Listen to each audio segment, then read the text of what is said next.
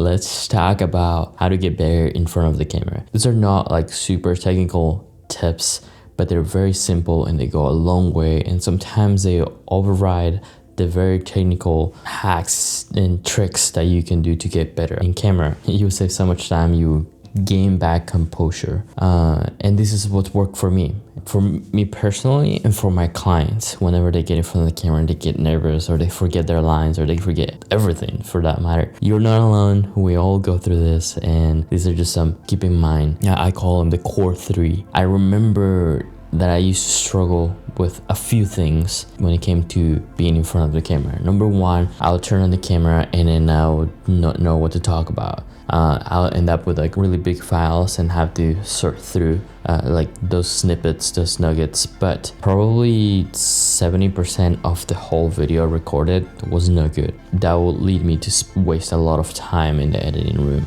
The other thing I'll struggle with is that I would tend to speak really fast because my thoughts were just going away, so I needed to keep them in. Therefore, I would just start racing, like if my audience was going away in the next minute. Your audience will perceive that you're trying to compensate for the lack of value that you're giving. You could be giving an amazing speech, but if it seems rushed, if there's no pace, no cadence, your audience will be like, there's something I don't get about this, I don't trust this, right? And then I wouldn't make sense of what I was saying because my thoughts were racing. I will forget to say things that were important for a story or facts that will make everything make sense, right? I encourage you to utilize this in every situation, whether you're in the camera or you're helping someone in front of the camera.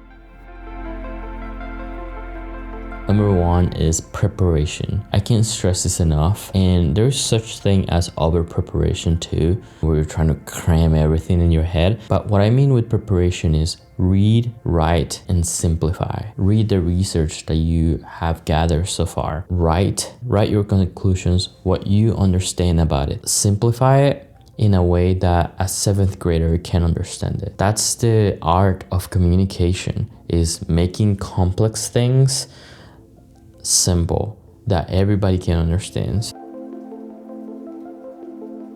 Number 2 is breathe. One of the reasons why I would race so much is because I was also running out of breath. But if you have a cadence, or if you're prepared, you would have read a few times over a document and you kind of got a hang of the pace that document had. And of course you can utilize techniques of speeding up and slowing down, lowering your voice or raising your voice to make emphasis on things or to make people pay more attention. Of course you can do all that, but remember to breathe between the lines. And it also help you remember things better because it will calm you down, it will relax you. And now we're just friends. Your camera is your best friend, and your audience, not even a big deal. We're all together.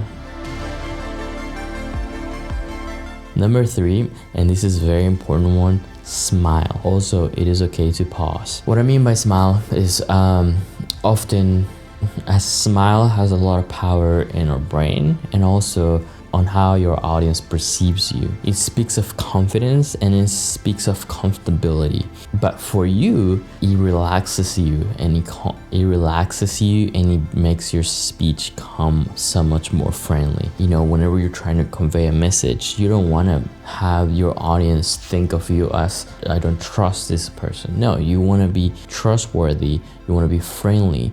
So all those barriers go down and they immediately start listening to you. And what I mean by it's okay to pause is if you say something that isn't supposed to be there, or that you say something mistakenly, or you start stuttering, pause, take a breath, and then smile and start over again. And that has so much power. It fixes so many things that are going on in your head, and it gives you a reset and permission to reiterate or correct the mistake you made. It's so good. You can fix it in post. So what's the rush?